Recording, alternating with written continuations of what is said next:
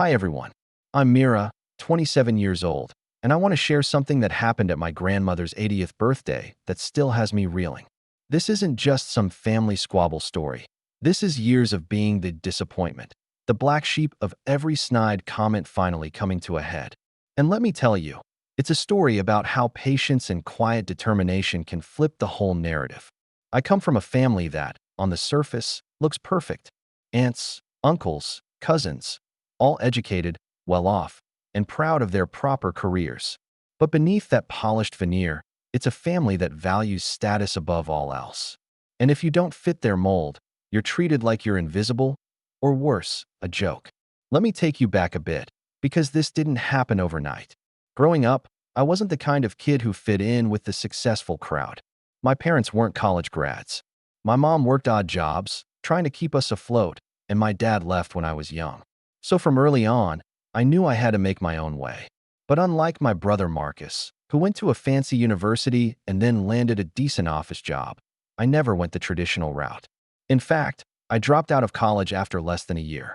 Not because I wasn't smart, quite the opposite. I was frustrated by the rigidity and the cost.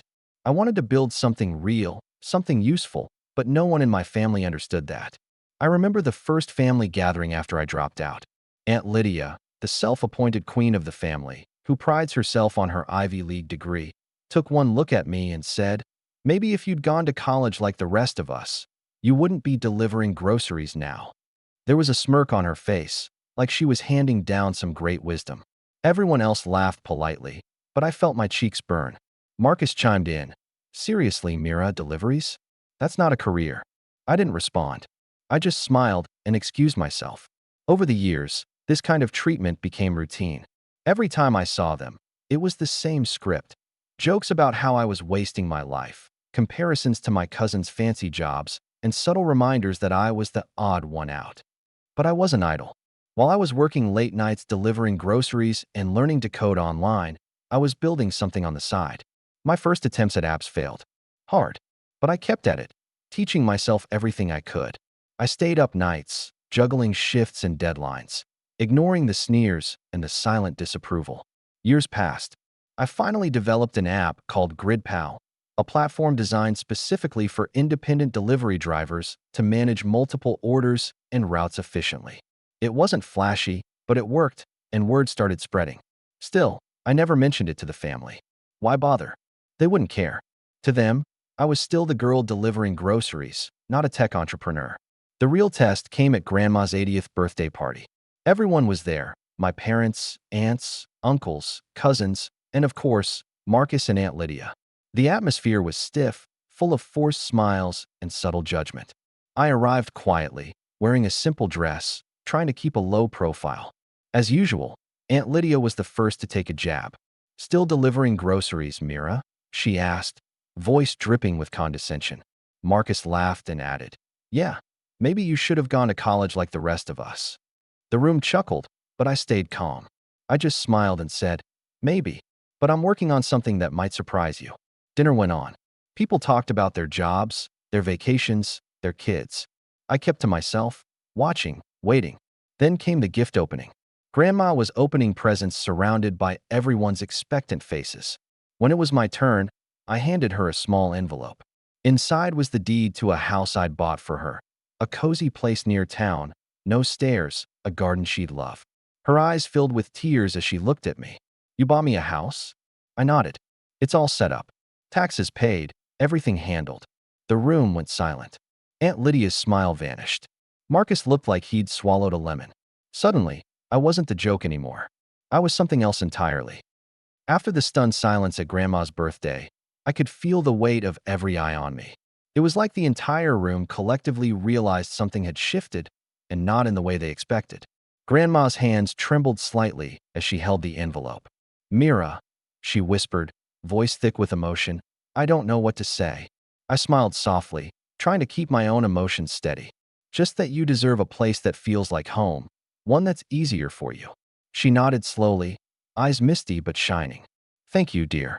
The warmth in her voice should have been the moment of peace I'd hoped for. Instead, it was the moment the others began to unravel. Aunt Lydia was the first to break the silence. her voice low but sharp enough to cut. This is unexpected. I mean, Mira, where did you even get the money for something like that? Last I checked, you were still delivering groceries. Everyone's attention snapped back to me, their polite curiosity replaced with something more skeptical, bordering on disbelief. Marcus's expression darkened. Yeah, Mira, this whole app thing you mentioned earlier, is it even legit? Sounds like one of those scams people fall for. I could feel the temperature in the room drop. The smiles had frozen, replaced by a kind of cold scrutiny that felt designed to break me down. I took a deep breath. It's called GridPal. It's a delivery management app that a lot of independent couriers use.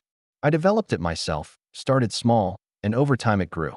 Eventually, I licensed it to a major logistics company. That's how I was able to afford the house for Grandma. Aunt Lydia's lips pressed into a tight line. So you're telling us this little project made enough money for you to buy a house? That's quite the story. Marcus scoffed. Sounds like you got lucky. Or maybe someone else is actually behind it. I could see Elle smirking beside him, clearly enjoying the spectacle. I held their gazes steadily. No one else. Just me. The room stayed quiet for a beat, but it was the kind of silence that wasn't peaceful. It was tense, like the calm before a storm. Then Aunt Lydia leaned in, voice low but venomous. You always thought you were smarter than us, didn't you? Dropping out, chasing dreams that were never going to work. Well, turns out you might have just gotten lucky. But don't get too comfortable. This family doesn't forget. Marcus nodded, eyes gleaming. You might have fooled some people, but you haven't fooled me. You're still the girl who can't keep a steady job. I didn't say anything. What was there to say? Their words weren't meant to be truthful. They were meant to wound. But Grandma, bless her, spoke up quietly. Enough. Mira has done more than most of us here ever have. She's helped me when no one else would. She's made sacrifices I'll never forget. Aunt Lydia rolled her eyes. Oh, please. Don't make this about you, Grandma. Myra's always been the special case. The family embarrassment.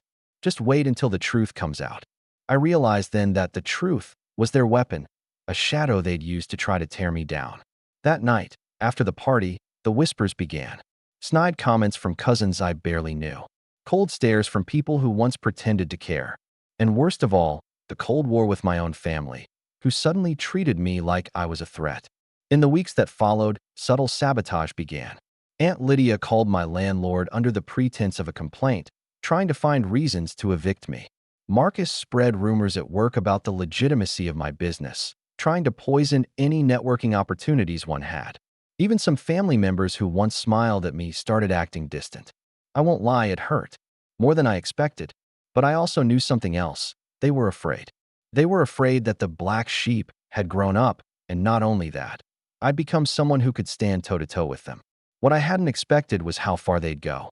One afternoon, I got a call from my bank. Someone had tried to freeze my accounts, citing suspicious activity. I spent hours on the phone, trying to clear my name. No one would tell me who had made the complaint.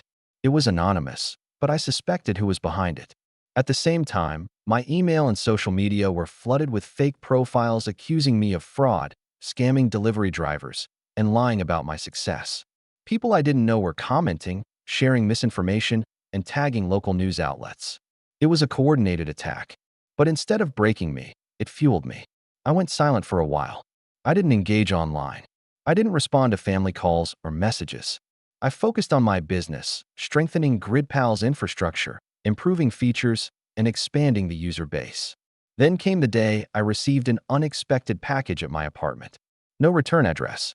Inside was a framed photo of me from the birthday party, the moment I handed Grandma the deed. Scrawled on the back in familiar handwriting, "Don't forget who you really are." I knew exactly who sent it. That night, I sat down and started drafting an email. Not to lash out or defend myself, but to outline everything I knew about their sabotage. The landlord, the bank complaint, the smear campaign. I planned to send it to my lawyer, my contacts, and yes, eventually, to the family. I realized something important in that moment. I wasn't just fighting for myself anymore. I was fighting to protect what I'd built, to defend Grandma's future, and to finally show my family that I wasn't the girl they thought I was. After I sent the detailed email to my lawyer and a trusted circle of contacts, I sat back and waited. It wasn't just a threat. It was the beginning of a carefully laid plan.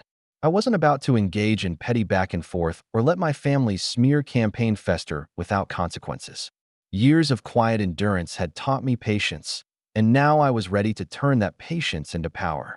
But first, I had to understand exactly how deep this went. The first move was to dig into the landlord situation. I hired a private investigator, discreet and professional. Within a week, I had a report that confirmed my suspicions. Aunt Lydia had called the landlord pretending to be a concerned neighbor, claiming the apartment was a hub of suspicious activity, hoping to get me evicted. The landlord, not wanting trouble, was ready to issue an eviction notice. I forwarded this evidence to my lawyer, who drafted a strongly worded letter warning my aunt that such actions could be construed as harassment with potential legal consequences. But I knew that a letter wouldn't be enough to stop her.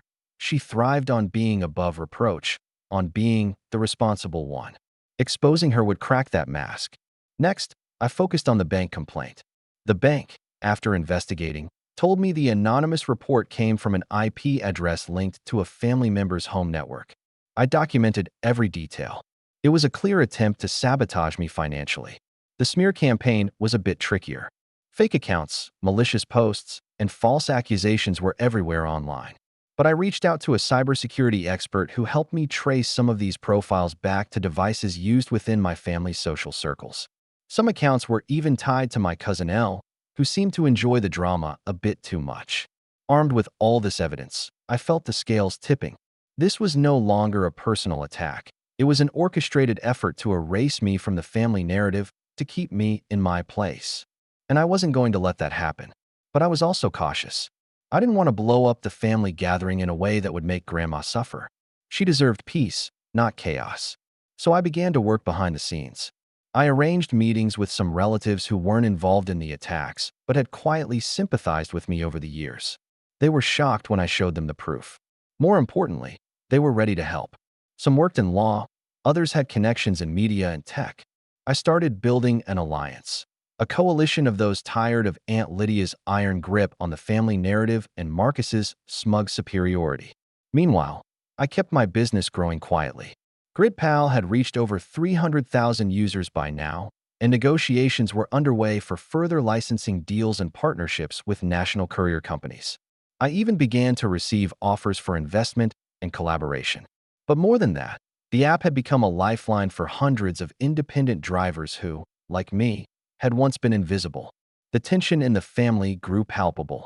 At the next gathering, a modest Thanksgiving dinner at Grandma's, the atmosphere was thick with unspoken words and wary glances. Aunt Lydia, sensing that I was no longer the timid girl she'd dismissed, tried to rally the family against me, casting doubt and stirring old resentments. She said things like, "It's easy to hide behind an app, but does anyone really know who Mira is now? What exactly is she doing with all that money?" Marcus joined in. "I still don't trust that business. Seems too good to be true. And what about all those late-night work sessions? Convenient for avoiding family." I let their words hang there, knowing the truth would speak for itself soon enough. That night, after dinner, I quietly gave Grandma the keys to her new house. It was her sanctuary, and it felt like a small victory amid the family storm. She hugged me tightly, whispering, "I'm proud of you, Mira." Then came the moment I'd been waiting for. I organized a formal family meeting under the pretext of discussing Grandma's future care. I sent a clear invitation to all adult relatives, making it hard for anyone to ignore. The venue was neutral, a small rented hall, and I made sure it was in a place familiar to everyone. When the day arrived, tension was thick in the air. Aunt Lydia arrived late, as if her time was too valuable for such a gathering. Marcus came with a forced smile, clearly uneasy. The rest trickled in, some curious, others skeptical. I opened the meeting by laying out the facts, calmly, methodically. I presented the evidence of sabotage, the harassment, the smear campaign. I showed copies of the landlord's report, the bank's investigation, and screenshots of the fake social media profiles tied to family devices. Gasps and murmurs rippled through the room. Aunt Lydia's face paled, her eyes darting nervously. Marcus shifted uncomfortably, unable to meet my gaze. I then addressed the future, specifically Grandma's care. I proposed a plan to hire a professional caretaker, using the rental income from the house I'd purchased for her. I explained how this would ensure she would have the independence and comfort she deserved, free from family politics. At that point, Aunt Lydia tried to interrupt. "You're overstepping, Mira.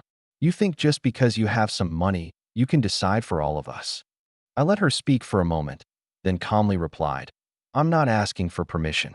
I'm asking for respect. For Grandma's sake, we need to put aside our grievances." Marcus scoffed again. "Respect is earned, not bought. And you still haven't explained how you went from grocery deliveries to a tech mogul overnight." That was the moment I finally let the full truth come out. I shared my story, every struggle, every failure, every sleepless night learning code, every moment I doubted myself but kept going. I talked about the delivery jobs that paid the bills, the countless hours spent building GridPal, the sacrifices I made so that Grandma could have a better life. I saw some eyes soften, particularly those who had never doubted me. But Aunt Lydia and Marcus were unmoved. They were clinging to their old narrative, unwilling to accept the new reality. As the meeting ended, I could tell the war wasn't over. If anything, it was just beginning. But for the first time, I was standing on equal ground. I had the truth. I had the proof. And I had the support of those who mattered. The tension after that family meeting didn't just dissipate like a forgotten argument. It lingered in the air like a storm cloud refusing to break. Aunt Lydia and Marcus might have retreated to the safety of their silences, but the hostility that radiated from them simmered beneath the surface, darker and more dangerous for its quietness. It was the kind of tension that twists conversations, that turns simple greetings into icy exchanges, and that settles deep into your bones.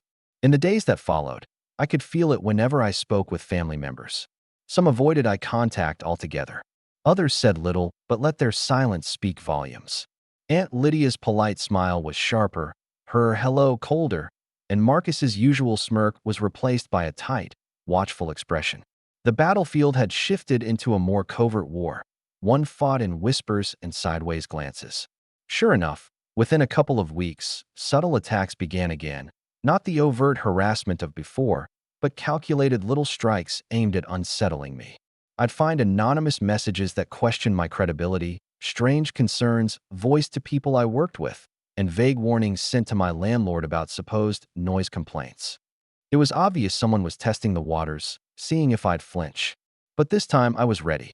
The letters from my lawyer had made them think twice about crossing clear legal boundaries. I had become meticulous in documenting everything. Every suspicious call, every veiled threat, every attempt to undermine my work or reputation. I kept logs, recorded conversations when possible, saved emails and texts. I was no longer the vulnerable girl who simply smiled and walked away. Feeling stronger, I decided it was time to go on the offensive. I began reaching out quietly to some of Aunt Lydia's and Marcus's closest allies, family members who, over the years, had been caught in the crossfire of their toxic behavior or simply felt overshadowed by their relentless need for control. Many were relieved to finally have someone willing to speak openly about what had really been happening behind the scenes. Some confided in me about years of silent resentment, about feeling manipulated or used. In these private conversations, I shared the evidence I had gathered, the harassment, the lies spread about me, the selfishness that had put Grandma at risk. I showed them how their actions weren't just attacks on me, but wounds inflicted on the entire family, particularly the one person none of us wanted to see hurt, Grandma. Slowly, almost imperceptibly, cracks began to form in their seemingly impenetrable circle. Allies started to pull away from Aunt Lydia and Marcus, unsure if it was worth supporting people who were so willing to sabotage their own kin. Some of the cousins I had once thought indifferent offered quiet words of encouragement, and even a few aunts who had been silent before began to look at the situation differently. While all this was happening, I didn't lose sight of what mattered most, GridPal. I threw myself into growing the app aggressively, hiring a small but talented team of developers and customer support staff who shared my vision of creating something genuinely useful. We worked tirelessly to add features no other delivery app had, tools that gave independent couriers more control, better earnings, and a community they could trust. Our user base skyrocketed. From a few thousand drivers, we grew to hundreds of thousands across the country. National news outlets started picking up the story, a young woman from a small town who was quietly revolutionizing the gig economy. empowering workers in an industry that had long ignored them. Despite the whirlwind, I stayed grounded. My priority was always Grandma. She settled more comfortably into her new home with each passing day, away from the toxicity and whispers that had haunted our family gatherings for so long. Watching her tend to her garden, finally relaxed and happy, was a balm for my own weary heart. Then came the moment I had both anticipated and dreaded, the Christmas gathering at Aunt Lydia's house. The room was suffocating with forced pleasantries and strained smiles. I arrived with Grandma, her dignified presence softening the atmosphere somewhat, but I could still feel the tension in the air. Marcus hovered near the bar, avoiding my gaze as if it would burn through him. Aunt Lydia greeted me with a cold nod, her eyes sharp and calculating.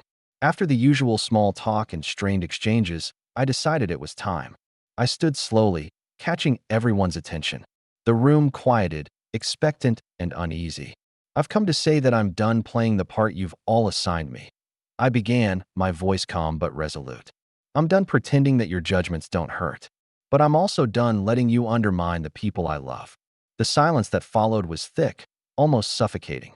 I continued, meeting eyes one by one. "You've all shown who you really are. Aunt Lydia, with your endless need to control and manipulate. Marcus, with your arrogance and disdain. You both attacked me, and you both try to hurt Grandma through me. That will never be forgiven or forgotten." From under my arm, I pulled out a thick packet of documents and handed copies to everyone in the room. Legal complaints, evidence of harassment, screenshots of slanderous posts, and correspondence with my lawyer were laid bare before them. "You will find that your actions have consequences," I said quietly but firmly. "The harassment and defamation will be pursued to the fullest extent of the law." Aunt Lydia's face twisted in rage, but I was ready. I could see her carefully constructed mask begin to crack. "And there's more," I added, holding their attention. "I've taken steps to protect Grandma's interests legally. She has full control of her new home, and I'm her power of attorney for any medical decisions. If anyone tries to interfere, they will face legal action as well." Aunt Lydia gasped sharply, the only sound breaking the tense silence.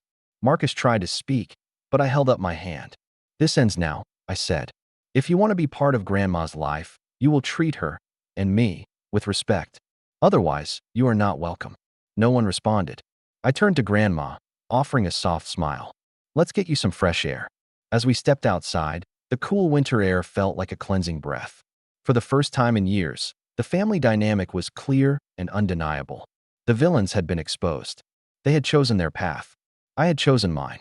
In the weeks that followed, Aunt Lydia and Marcus attempted to rally support and salvage their reputations, but their influence had faded. More and more relatives distanced themselves from the toxicity. The smear campaign stopped. The harassment ceased. Grandma thrived in her new home, waking to quiet mornings filled with the scent of blooming flowers and the gentle hum of neighborhood birds, a peaceful life far removed from the drama. I continued to grow my business and foster the community of independent couriers who had become my extended family. Every success, every thank you message from a grateful driver, every news story that celebrated GridPal's impact was a reminder of how far I had come. And every time someone doubted me, I remembered that moment at Grandma's birthday, the moment nobody was laughing anymore. It was the moment I rewrote my story on my own terms.